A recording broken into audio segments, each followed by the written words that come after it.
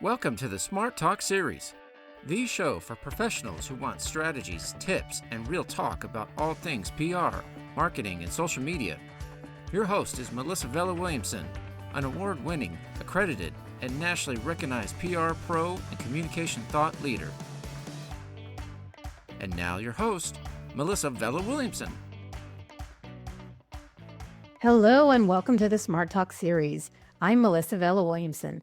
This season, our focus is on Latinas in public relations. Today, I'm joined by two guests, Jeannette E. Garcia and Paola Vargas-Strassner. Jeannette is the Director of Communications at UP Partnership, a San Antonio-based systems change nonprofit organization. In the past, Jeannette was a reporter with the San Antonio Business Journal. She has more than a decade of communications, public relations, and marketing experience, having led these efforts for organizations like the San Antonio Hispanic Chamber of Commerce and the City of San Antonio's Economic Development Department. Paola Vargas-Strassner is a strategic communications and public affairs professional currently serving the Maryland state. She's a well-traveled, seasoned, bilingual communications professional who specializes in the areas of public affairs, strategic planning, and digital media. Welcome, Jeannette and Paola. Thanks for having me. Happy to be here. Thank you, Melissa. Well, I'm so excited to get into our conversation and introduce the world even more to you all. So let's dig right in. Let's start by learning about your backgrounds. How did you get into public relations, and what's your work like today? That's a great question, Melissa. So honestly, I learned about public relations with my sophomore year of high school. I was in between either wanting to be a journalist or in business.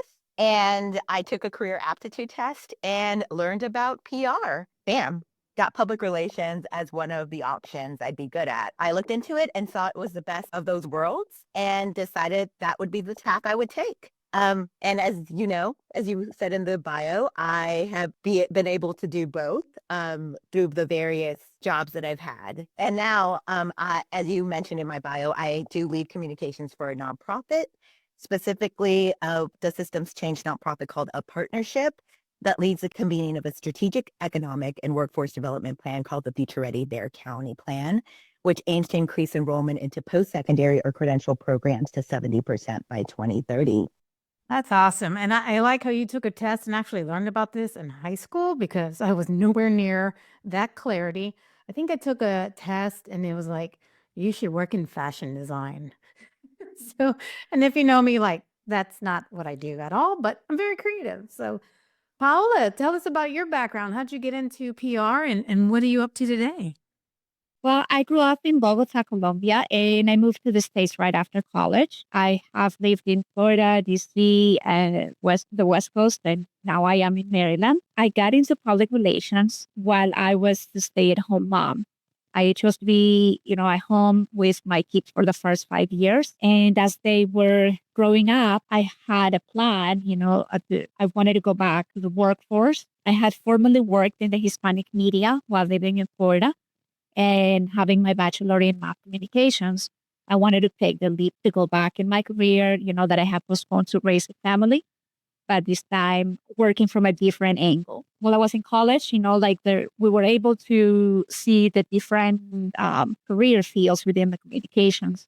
And I knew that organizational communications and public relations was one different field, even though I had my emphasis with audiovisual production. While I was with my kids at home, I joined the Public Relations Society of America through various, volunteer work with PRSA network.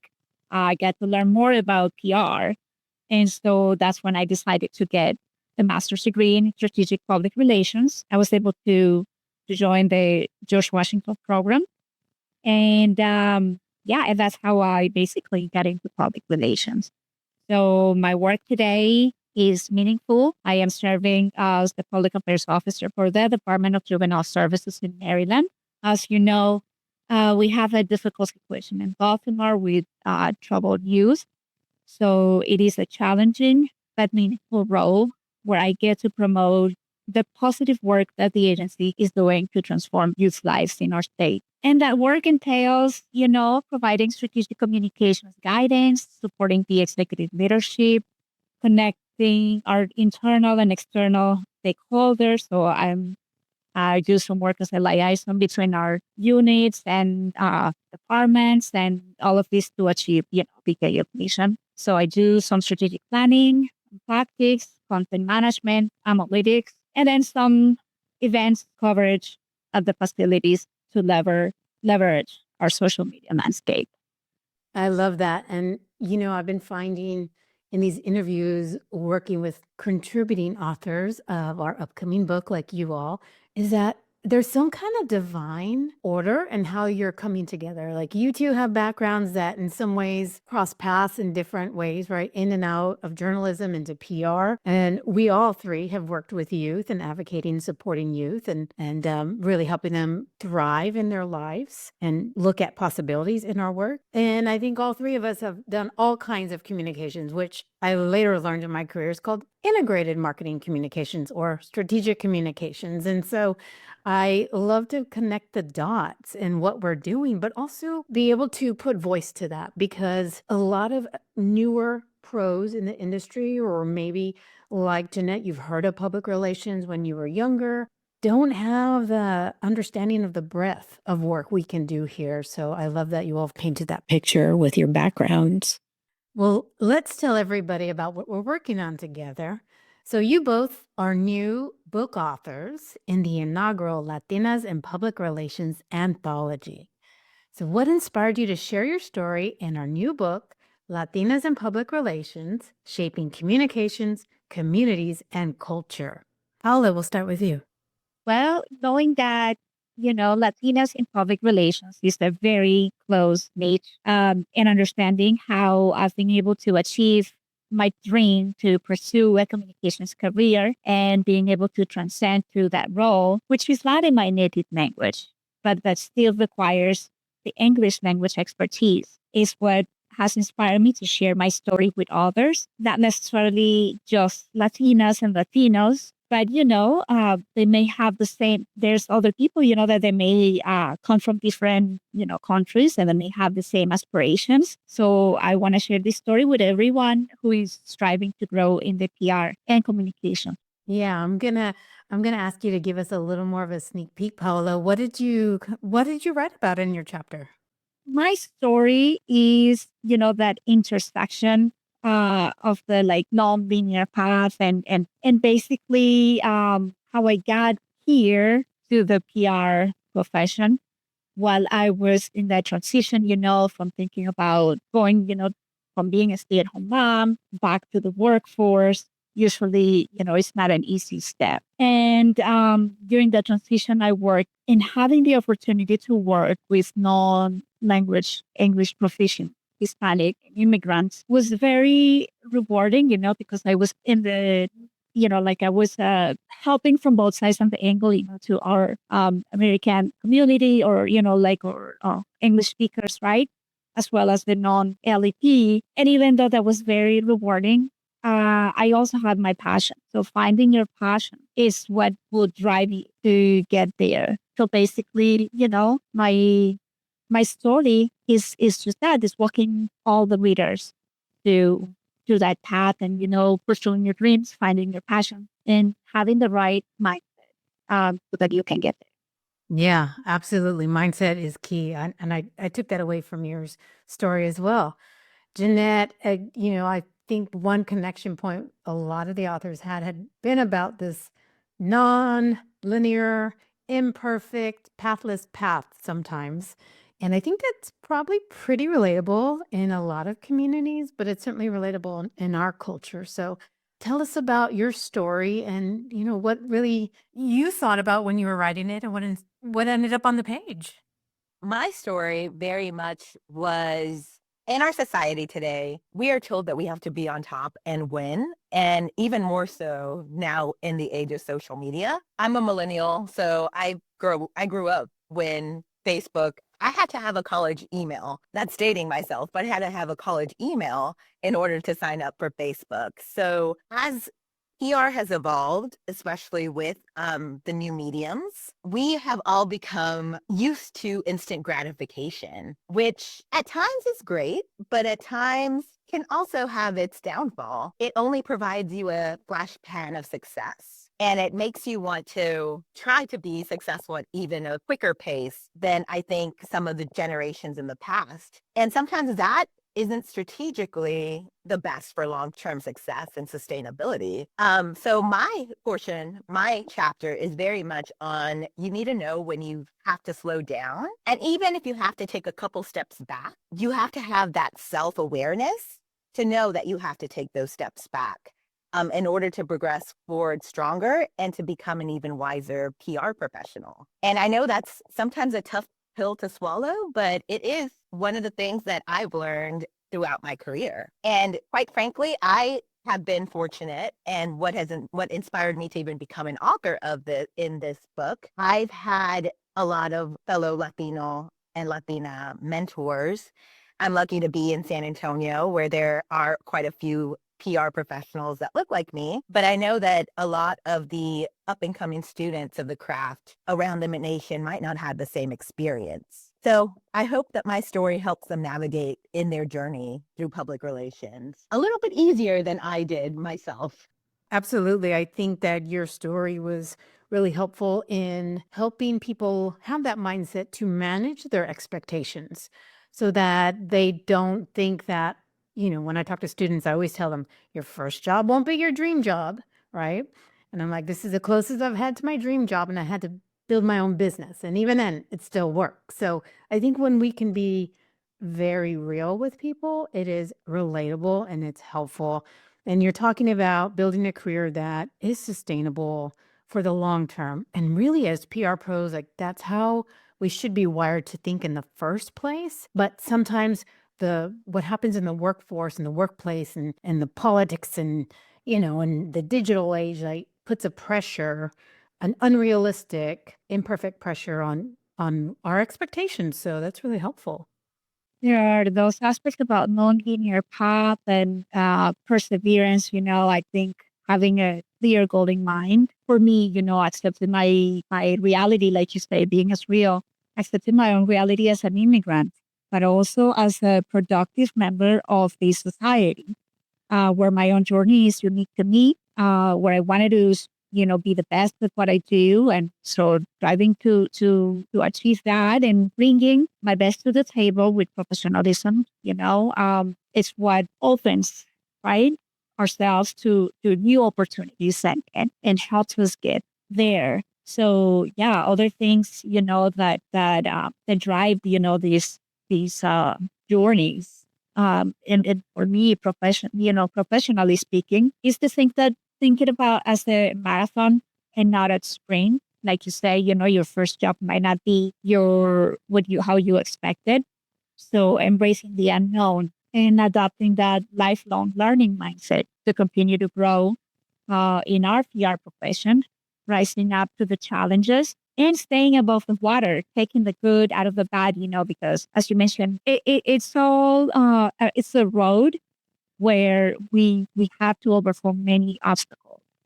So just be open to that. And I think that will really help us thrive. And that's all the, I think, commonality between our story.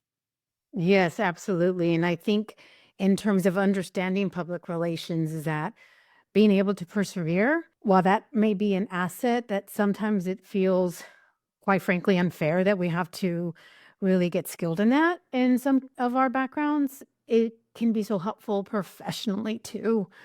And the things we can do in PR is very vast, and oftentimes people don't understand that. So I want to talk a little bit about the disciplines that you all focus on. There are many disciplines within PR, within marketing and strategic communications. What area do you find yourself drawn to, or what area do you specialize in, and why does that become a specialty for you? That is a very great question, Melissa. I am comfortable in media relations, especially on the local front, having been a journalist myself and having had so much experience dealing with local journalists. I also, like I said, I am a millennial. I grew up with social media, so I definitely enjoy learning and growing in digital marketing. It is where our field is going, and it is, like you said, part of like what we need to do to persevere and be, like Paola said, being lifelong learners. It's part, I think, of what draws us as professionals into public relations because it's consistently learning. We're at times having to deal with crisis communications, and having to really set the standards to ensure that our clients, or even whether that be internal or external, at the end of the day are being transparent and true, and that we aren't doing damage to our brand. Yeah, I would say I would underline that, Jeanette, because particularly in today's world, because there is that pressure to, well, great, Jeanette, you're wonderful in media relations. You have a lot of relationships. Get us coverage, put some press on it, get some publicity, right? You have to also manage those expectations within organizations or within your stakeholders to be fair all around, be fair to the organization, be fair to the professionals, the journalists you work with, and knowing this is going to be newsworthy criteria for them, or, it's not, but how can we make it be so? And there is that kind of art to it, and a lot of emotional bandwidth and intelligence is required as well. For sure. There have been plenty of times where I have had to push back. Need for timeliness and just newsworthiness sometimes needs to be explained to some of our executives. And I've been fortunate that most of the time they do. My bosses have been open to listening to my expertise when it comes to that. Yeah, that's the best place to be. Yeah, we all thrive under deadlines, but that is hard to express, when you work with people from other departments who are necessarily, they're not coming from the communications background where the deadline is. But yes, so I don't necessarily work with media relations, although it's a key component of PR. And that is something that in our department, the director of communications, with my direct supervisor takes care of. I do think that, and you both, are within the PR pro, field, that is kind of like not the only way for us now to reach our segments. So I am drawn to the public affairs aspect, which is connecting with the people, telling our story from what we do, and not necessarily pitching team, but I think that through the actions, you can build a better, more transparent narrative. And so I got to this realization, basically, or reflection throughout my career, while this was being in the making for years, and I worked in the media, as I've expressed before, about 18 years ago. Right, it was in the early 2000s when I had the opportunity to work for the first bilingual newspaper in Central Florida, where I also had my first mentor who recently passed away, but leaving a wonderful legacy among all the Hispanics in the Central Florida community. So while I was working with him, I was already combining dual roles in PR and journalism as a marketing manager and writer.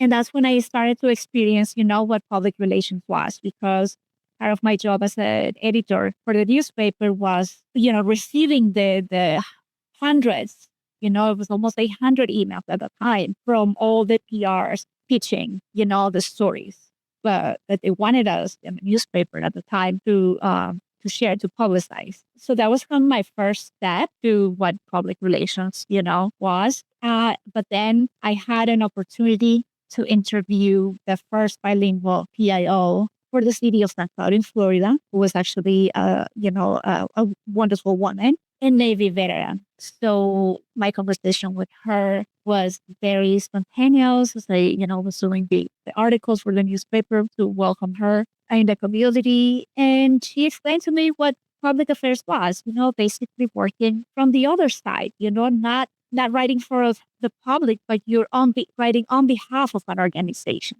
And that was my first approach to that specialized field of the public relations. 10 years later, cross forward, while I was finishing my master's degree, I was able to dig deeper into PA as I got selected to participate in a set up Pathways student training program as public affairs intern with the Department of Defense and their media agency. And then once I got there to that opportunity, I was able to connect with another PRSA woman because I wanted to learn more. I was at the intersection of being a mom. Now I was juggling responsibility in work, and I wanted to know, how do other women do that, right? So I searched for the PRSA, and I happened to connect with my new mentor, and she is wonderful. She has helped me grow in the profession. She talked to me about the accreditation public relations program. And then, through her and the internship exposure, I've experienced more of the public affairs field, which is centered in serving for a greater purpose. And I just love it. I've been there, since that my internship was in 2017. So I've been trying to, obviously learn and master the skills required. I like how you're like, and it's not a big deal because it really is. And especially the area of the country you're working in, Paola, like there's a lot that happens there and it matters. And I like how you talk about public affairs and with Jeanette's background too, it's you can help so many with the skills that you really gain through public relations. And it just depends on what organization you work with, kind of who you work for, and what your interest and passion and personal values are. So when those come together, like you said, Paula, the intersection, the synergy can be so powerful. And so I always talk to people who are thinking about, what's my purpose? I don't know what my purpose is. And if they're open to it and they have any kind of communications interest and background, I'm like, you can learn about public relations, because building relationships with the public on behalf of the public to better the public, there's really nothing like it. So I love y'all's backgrounds. Well, this has been really, really helpful. And I want to give everyone a little more of your insights. So what advice would you share with someone who may be considering going after a promotion or taking a scary step forward in their career? That is one thing I wanted to leave our readers with for sure. I do have to say that for the non-English language proficient community, because I was there, when I first came to the country, is learning the language. So, I know that whether it is getting a promotion or taking a step forward in your career, for the listeners, escúchenme. Yeah, I'm going to say this in Spanish. It requires the want and the will. And it requires doing our homework, doing your homework, because it takes preparation and dedication to move forward in any professional field. And that's not just PR, but especially in our field where there is ever evolving communications, right? So this is my advice for the listeners, if you are willing to do what it takes for you to get that promotion and accomplish your professional goals, you will eventually get there. But you need to know what is required from you. Once you know what you need, then you can take the necessary steps.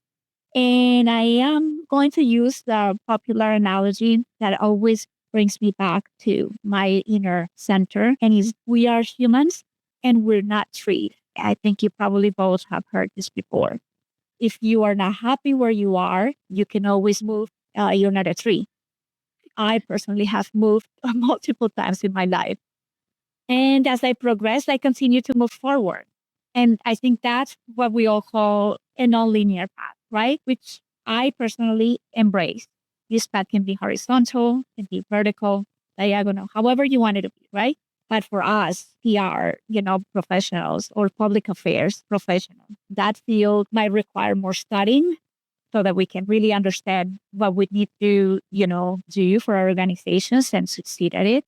And then for that, you will get a degree, right? Or your accreditation or your certification. Or it could be more hands-on, more experience, more boots on the ground. Or it could be a changing path, moving to a different organization. So knowing your what, why, and how you're going to do it, and not getting discouraged with the obstacles that may come.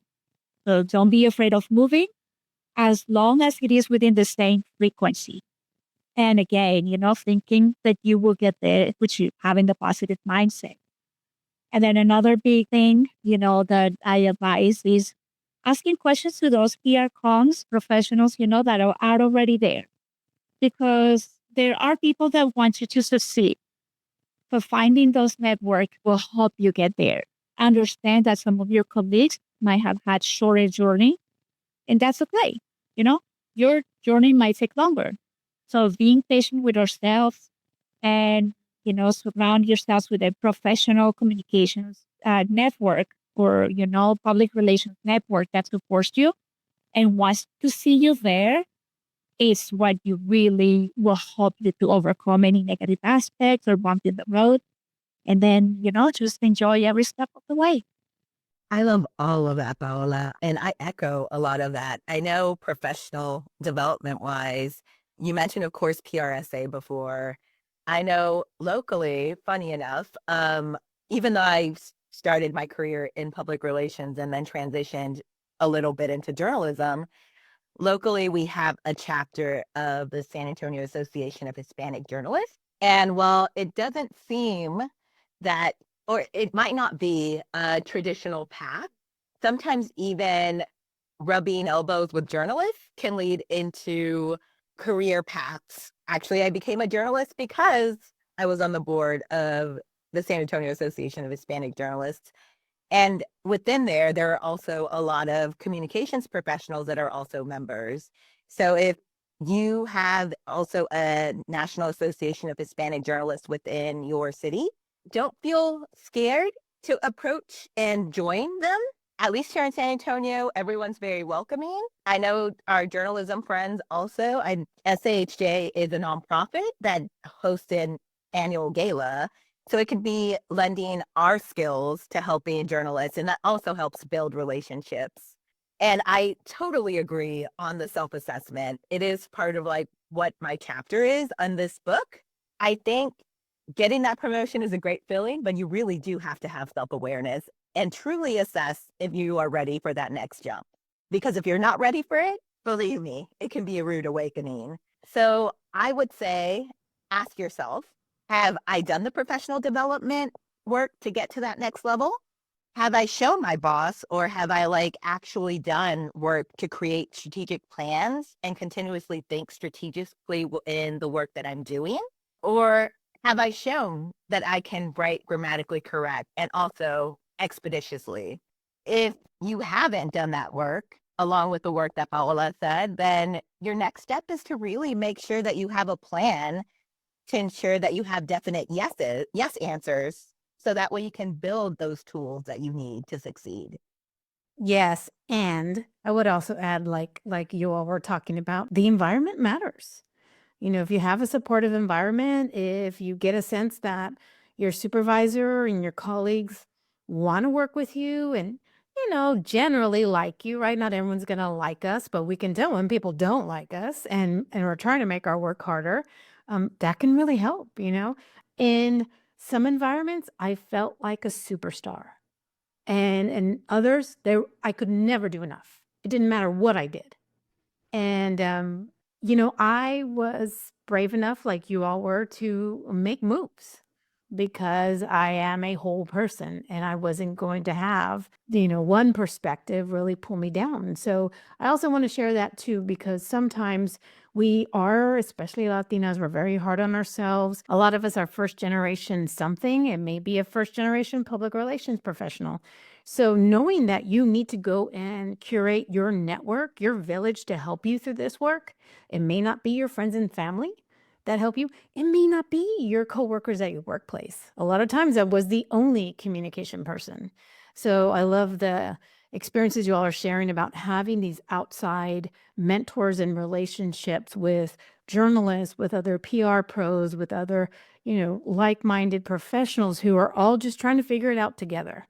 And I think that can be really, really helpful advice for everyone here. One question I really enjoy throwing out there and asking all my guests, because I really want to help promote the idea and concept of having deliberate and productive conversations with a little bit of candor, right? What does smart talk What does that phrase smart talk mean to you? Our connections, our communications language, right? So for me, an opportunity to communicate with authenticity, like we've been doing in your process. And, as you communicate with people, you can start developing those connections. For us, it was our PRSA network that make us connect, those dots and see how our experiences somehow align, finding that for purposeful work. And so that's what smart talk means, finding these opportunities that share us, finding that commonality what we unite us culturally and professionally across the country in our communities. Like for the listeners, I'm in Maryland, you are in Texas, and the listeners, we may have listeners all across the states, but we share this commonality that we are PR professionals, was aspiring professionals, and Latinas for us in the book. I'm going to keep it brief because I feel like Paola did a really good job in summarizing what smart talk really means. It's really what we're doing right now, having an in-depth conversation about a topic that we are passionate and knowledgeable about. We wouldn't have chosen to be authors in this book if we didn't truly believe in our craft. And I just really want to thank you, Melissa, for allowing us the space to tell our story, both on your podcast and also in bringing us together, because I really do want to give a round of applause to Melissa as the head author of this book. She really did bring us together from around the nation to really tell our stories and leave a legacy for future public relations professionals to learn about. So thank you, Melissa. Thank you so much. That's really kind. And let's be honest, every day it scares me, but I do it anyway because I think that there is such value. I see when people have those aha moments in their eyes and they're like, or those like, oh, me too. Like I grew up like that, or I understood that, or this. And so I really appreciate you all being brave with me and walking through this together. And you're leaving me with this idea, you absolutely illustrating smart talk today, but there really is no linear path. So I don't know why we're so obsessed with that as a society, right? I mean, even if you drive somewhere, there's no linear road. No, and if I can add something, in this particular comment that you just made, I think I mentioned this in the book, right? Is making the best out of each day. So it has happened to me when I don't have 30-year experience, right, in a position. But what contributions can I get that make a positive, lasting impact that they don't really require, in my opinion, a 30-year career? Sometimes you come across with organizations that have these long time employees, but they're not really bringing the best, or they don't always have the right attitudes. So I think I'm learning from that too. Where I try to put all of that from my end when I work as a freelancer, because I know these were contract opportunities, right? Where they don't last more than 2 to 4 years or things like that. But you can make this positive contribution, that they don't necessarily require, right? Yeah, I love that self-awareness. Jeanette? Yeah, no, and thinking of what you just said, Melissa, where it very much is a windy road. I feel like in my chapter, I definitely tried to put that out as much as I could. I think as public relations professionals, we have all had to master the art of pivoting. I know it is definitely something that I tell my team every day. It's actually an inside joke. I don't know if anyone here is a fan of the show Friends. Yeah. But one of my teammates, she was the one that brought it together and said, in our positions, we are constantly pivoting, just like that one episode in Friends where they're trying to move in a couch and they keep yelling, pivot, pivot. So it is definitely a battle cry within my team. Yes, agility matters, and it matters a lot in this work. And I think it matters to our well-being for sure. So pivot, like Ross says. I love it. Well, this has been delightful, and I'm sure many people are going to want to connect with you to learn more and perhaps, work with you one day. So what's the best way for listeners to connect with you? Sure. So the best way for listeners to connect with me would be through LinkedIn, or for that matter, any social media platform. I'm using the handle at Real Jeannette, and that's with 2 N's. My name is definitely unique in the spelling of Jeannette. It's not the traditional spelling, has 2 N's. So look for me, linkedin.com/IN/Real Jeannette, and you will find me. Perfect. No fake Jeanettes. No fake Jeanettes here. I am also accessible, via LinkedIn. And you can also find me through my professional digital portfolio. But for the, PRSA colleagues, there is also the Network Connect, where you can search my name, Paola Vargas-Strassner, and the Public Affairs Government Chapter of PRSA as well. I love it. Well, thank you, Jeannette and Paola, for sharing your knowledge with us today. Thanks, Melissa, for having us. Thanks to our listeners for joining me for today's episode. We love covering communication topics that elevate our industry practice. If you'd like to go deeper, you can work with me as a coach, trainer, consultant, or hire my firm, MVW Communications, for strategic communication and public relations services. My industry books, Smart Talk, Public Relations Essentials All Pros Should Know, and Latinas in Public Relations, Shaping Communications, Communities, and Culture, are also available for purchase on Amazon. Grab your copy there, and please leave us a supportive review. Book reviews and podcast reviews help more aspiring or hardworking pros find our resources. As always, think smart and communicate smart. And I'll see you next time. Thank you for joining us for another episode of the Smart Talk series. If you learned something or enjoyed our conversation, share it on social media or send to a friend. To learn more about this and other communication topics, visit mvw360.com. That's mvw360.com.